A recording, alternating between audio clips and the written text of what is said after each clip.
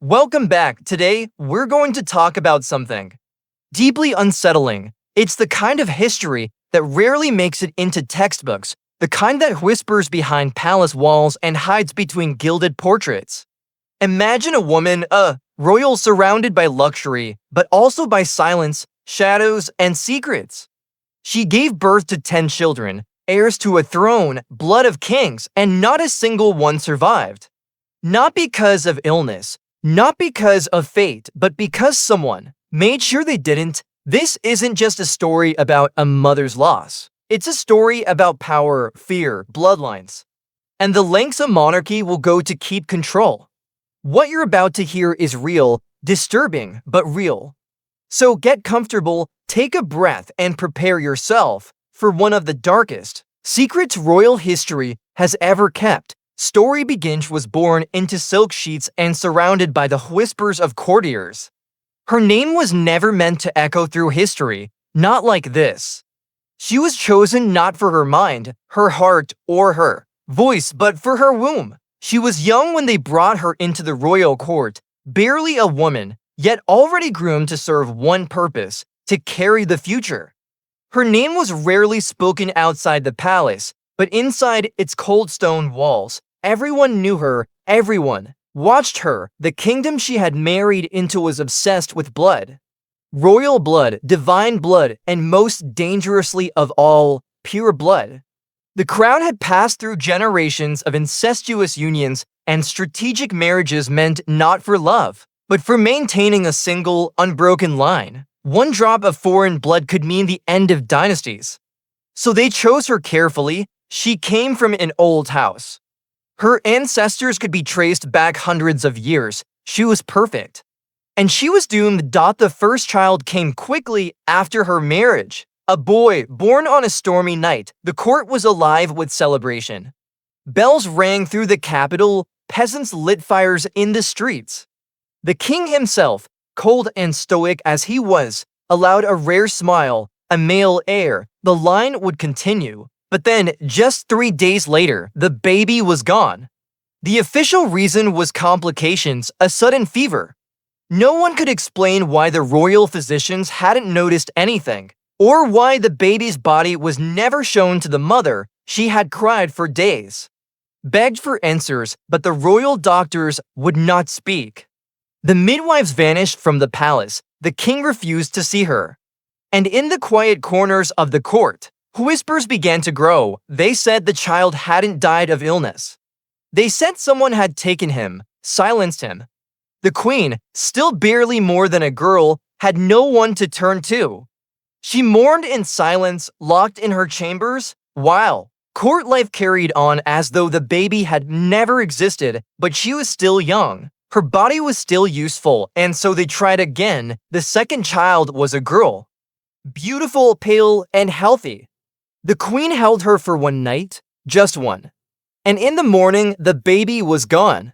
This time, no reason was given, just silence. The nurses wouldn't meet her eyes. Her own ladies-in-waiting avoided her.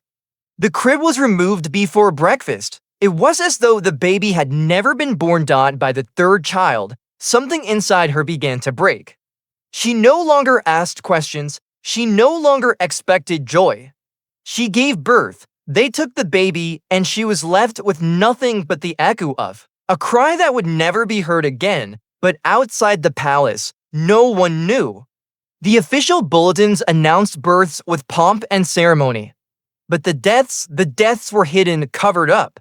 No funerals, no burials, nothing. The people believed the royal children were thriving in a distant nursery, safe and cherished. In reality, they were buried in unmarked graves, or perhaps never buried at all. Whispers within the palace grew louder. A maid said she had seen a nurse smothering a newborn with a silk cloth. A stable boy claimed he had heard the cries of a baby in the dead of night, cries that stopped too suddenly. One of the cooks found a blooded blanket in the firewood pile, but no one dared speak openly. To question the crown was to risk everything. The queen's fourth pregnancy ended in a stillbirth, or so they told her. But she had seen the child move, felt it kick inside her for months. And in the moment of birth, there had been crying, faint but real. Yet when she awoke from her fever delirium, there was no child beside her, only the king, standing coldly at the foot of her bed, saying it was not meant to be. The fifth time, something changed. The queen had grown clever. She bribed one of her midwives, slipped her a gold ring, whispered promises of protection, and when the baby was born, another boy, she begged the woman to keep him hidden. Just for a night, let her hold him, let her see him. The midwife agreed. For the first time in years, the queen felt alive. She held her son, watched him breathe, felt his tiny fingers wrap around hers. She whispered to him stories of a world he might never see. But before morning came, the midwife was gone, the baby was gone. And in her place, a new nurse arrived with dead eyes and cold hands. No explanations were given. The queen screamed. She tore at her bedsheets. She tried to run through the halls, but the guards stopped her, locked her in. That night, she tried to throw herself from the tower window, but they caught her. She was not allowed visitors after that. Her food was tasted by others first. Her chambermaids were replaced with spies. Her letters were censored. Every move she made was watched. And yet, she still kept going, still carried child after child, still hoped, foolishly, that one day, one of them might live. 6, 7, 8. Each one the same, born, taken, silenced. Some said the king was behind it, that he had grown paranoid, that he feared a prophecy which claimed his heir would overthrow him. Others said it was the advisors, a secret council who believed the queen's blood was cursed and that no child of hers should ever sit on the throne.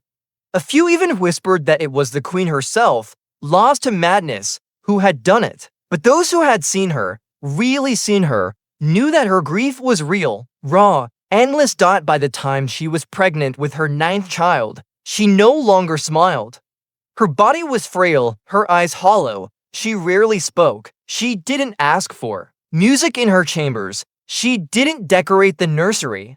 She knew how it would end. And yet, in the quietest part of her soul, she still hoped that hope would be her undoing. What she didn't know, what no one told her, was that a secret decree had been signed, a decree that forbade her from ever producing a living heir again, not because she had failed, but because she had become a threat. The court feared her, feared what she might do if she had a child to protect, feared what loyalty the people might show to a child born of her. So they made a plan, and that plan was worse than anything she could have imagined.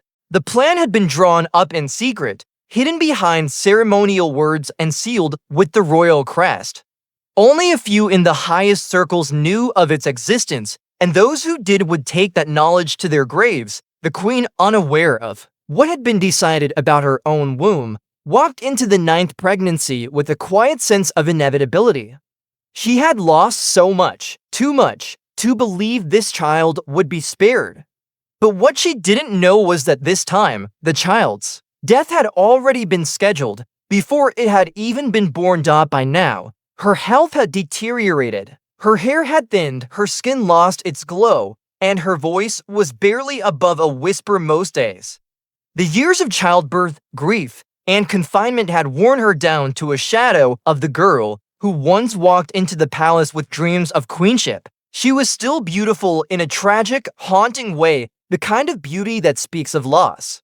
But more than beauty, she carried a growing clarity. She could no longer afford illusions. And perhaps that is why, when she went into labor that final time, she knew instinctively that something was deeply wrong. The midwives who attended her were strangers. Their faces were tight with silence. They did not speak unless spoken to. Their hands were efficient, but cold. The usual royal physician was absent, called away, they said, though no one could say where. The chambermaids, too, were different. Girls she had never seen before, eyes cast to the floor, lips trembling when she cried out during contractions. The birth was long, brutal, and soaked in silence. No one comforted her, no one held her hand. When the baby finally came, a small boy, pale but breathing, the room did not erupt into celebration. There were no cheers, no bell ringers, no messenger sprinting out into the hall. Instead, one of the midwives stepped forward, took the child with gloved hands, and began to walk away. That's when the queen did something she had never done before. She screamed. Not the scream of labor, not the scream of grief, but a scream of rage, a scream that shook the walls and made the guards outside shift nervously. She tried to stand, blooded and shaking, screaming the name she had chosen for the baby, a name no one had asked her for. She called for the child, begged, pleaded, but they didn't stop. The baby was taken out of the room, and the queen collapsed into unconsciousness. The next morning, she awoke to silence again, but this time, something had changed. There was a note left on her bedside table. No name, no seal. Just 6 words scribbled in a shaking hand. He lives. He is hidden. Wait, the queen read the words over and over. At first, she thought she was hallucinating, but the ink was real. The parchment warm. Someone had left it for her. Someone had spared her child. Hope surged through her like a fever. Could it be true? Was her son alive? And if so, where? Who had saved him? One of the midwives, a disloyal guard, a member of the court who had grown sick of the murders? Days turned to weeks, and there was no sign, no further message, no whisper. But the queen clung to the note like it was her own heartbeat. She began to act differently, speak again, dress herself. Pretend to accept the narrative that her 9th child, too, had perished. The court watched her with suspicion. They tightened their grip. She was never left alone. But they didn't know her secret. That for the first time in years, she had something to live for. Then came the 10th child. No one had expected it. Her health had grown so fragile, her body so worn, that the possibility of another pregnancy had seemed impossible. And yet, there she was, once again with child, a final, almost miraculous pregnancy. This time, the court panicked. The king's advisors held emergency meetings in locked chambers. This pregnancy had not been planned, it had not been controlled, and now the queen was behaving differently, cautiously, guardedly, as though she knew something. Rumors reached the queen's ears, terrifying rumors, that this time the birth would be staged as a stillbirth, but the child would not even be given the mercy of breath, that she, too, might not survive the labor, that the dynasty had grown tired of her. That a new queen was being considered. The queen made a decision, one final gamble. If they were going to kill her 10th child, they would have to kill her first. She reached out through the few allies she had left, a former lady-in-waiting, now quietly retired to a distant convent, a gardener who had once helped her pass secret letters, an old court musician who remembered her laugh from before the sorrow set in. Through them, she built a secret web, one that would protect her, or at least try. She faked illness, fainted in hallways, deliberately poisoned her own food just enough to arouse concern. And when the time for delivery came, she demanded to be moved to a distant royal estate for her health, away from the capital, away from the king. To her shock, they agreed. It wasn't mercy. It was strategy. The court wanted the birth to happen away from the public eye, just in case things needed to be cleaned up. The estate was grand, but isolated, surrounded by forests and guarded gates. There were only a handful of staff, all carefully chosen by the crown. But what they didn't realize was that the queen had already been working on the inside. One of the nurses, young and seemingly loyal, had been raised by the gardener's sister. She had been promised safety and enough gold to escape the kingdom, and so, when the 10th child came, the game was already in motion. The labor was difficult, and the queen nearly died. Blood loss, exhaustion, her screams echoed through the halls like a ghost tearing itself free from the walls. But the baby, a girl, was born strong, screaming, alive. The nurse wrapped her tightly and placed her in a prearranged basket, disguised as laundry. While the others cleaned the room, the baby was smuggled out, handed to a cloaked figure on horseback, and whisked into the woods. When the other nurses noticed the child was missing, the loyal nurse screamed, "She's dead." The baby was born, lifeless, and collapsed into a rehearsed panic. The body of a stillborn, procured through unspeakable means weeks earlier, was presented to the physicians. No one questioned it. The official story was written. The 10th child, like the 9 before her, had perished. The dynasty would remain bloodless, safe, in control, but the queen knew better. She survived, barely, her body shattered, her heart frayed, but she had done it. 2 of her children, the 9th and the 10th, had escaped. She would never see them again. The king died a few years later. Poisoned, some say, though no one dared investigate. The queen was sent into quiet retirement in a distant abbey, her name slowly erased from palace records. She lived out her days tending to a small garden, talking to no one, praying in silence, but sometimes, just sometimes, travelers would arrive at the abbey. A young man with sharp eyes and a familiar jawline, a girl with a knowing smile. They never stayed long, but they brought flowers. And left with secrets. In the end, the queen's story was buried.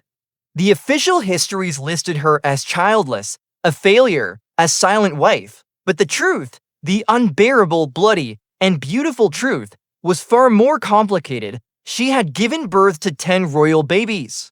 And though the world believed all were lost, she had saved 2. In a world that had stolen everything from her, she had stolen something back, a future.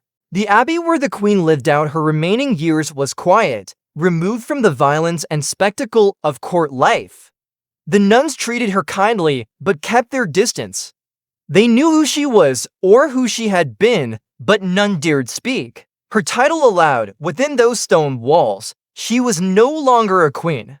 She was just a woman with trembling hands, worn eyes, and the posture of someone who had carried too many coffins inside her soul. But while the world above moved on, forgetting her name, forgetting the 10 children whose fates had been rewritten into royal fiction, something darker brewed just beneath the surface, because the crown never truly forgets, and the court, the ones who orchestrated the deaths, silenced the midwives, and sealed fates behind velvet curtains, they hadn't stopped watching. They had seen the sudden shift in the queen's demeanor after the 9th birth. They had tracked her recovery too closely.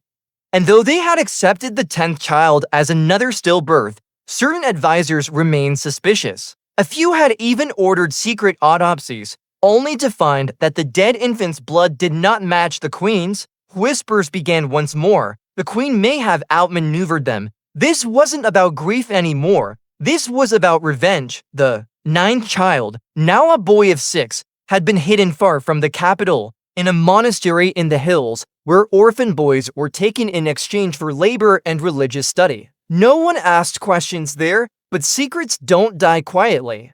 One of the older monks grew suspicious. The boy's regal posture, his unusual education, his strange visitors with soft voices and expensive cloaks. One night, after a storm collapsed part of the chapel roof, the boy helped rebuild, and the monk saw it, the mark on his shoulder. A birthmark shaped like a royal insignia, one known to appear once every few generations within the king's bloodline. The monk sent a letter. He thought he was doing the right thing, alerting the royal court of a possible lost heir. But what he didn't understand was that the court had created the disappearance. This was not a missing child.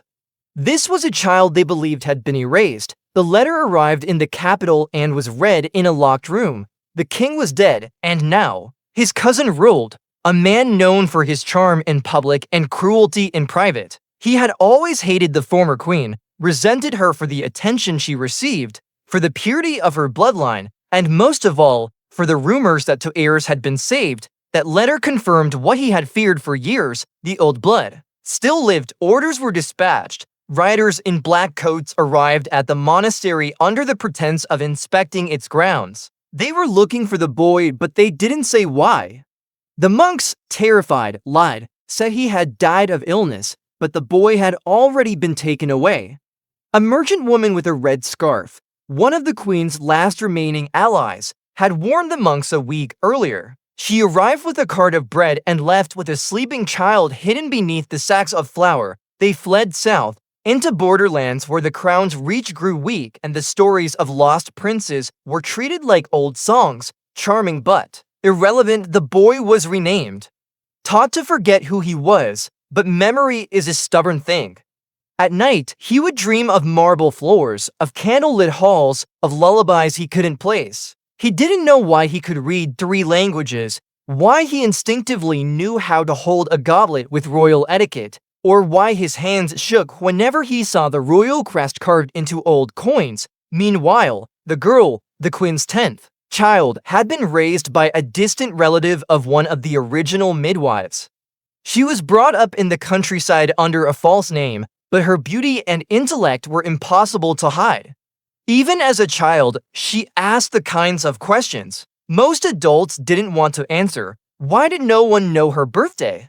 Why were there always guards pretending to be shepherds near their home? Why did her caretaker cry every year on the same day? The caretaker eventually broke. One stormy night, when the girl was barely 12, she told her everything, or at least what she knew, that her mother had been a queen, that she had been born into danger, that she was never supposed to live. The girl didn't cry. She didn't even flinch. She simply nodded, and from that day forward, she began to write everything down.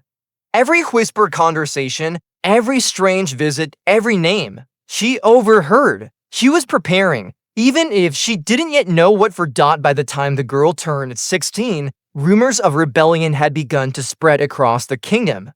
The current king, the cousin who had seized power, had become crueler. Taxes rose. The peasants starved. The royal family's corruption was no longer a secret. And somewhere in that storm of unrest, an old legend began to grow. A story of 2 children, born of true blood.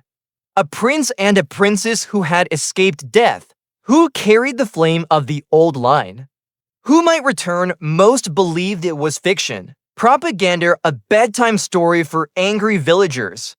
But the court knew better, because one night, an anonymous letter arrived at the palace gates. Inside, written in a familiar hand, were only 4 words: "Your crimes are known." The handwriting matched the note left on the queen's bedside nearly 2 decades earlier. And worse, it was signed with a symbol long forgotten, a small, hand-drawn crown crossed with a mother's teardrop. The queen's secret sigil. Panic erupted behind the throne. The council reconvened. Old records were reopened. The midwife who had disappeared after the 10th child's birth was found, drowned in a river, with her tongue removed. Assassins were dispatched again, this time not just to kill, but to erase. But they were too late. The girl, now a woman, had begun to speak, quietly at first, in taverns, in village squares, hidden behind a scarf or a veil. She didn't claim to be royal. She didn't need to. She simply told a story of a queen who had given birth 10 times, of babies taken, of bodies buried without names. She described the palace interiors in perfect detail. She quoted conversations no one outside the court could possibly know. She named names carefully, slowly, letting her listeners connect the dots. The story spread like wildfire, and it wasn't just peasants who believed her.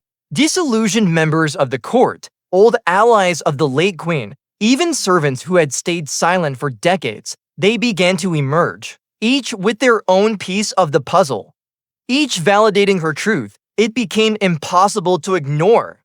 And soon, people began asking the unthinkable: what if the queen's children had lived?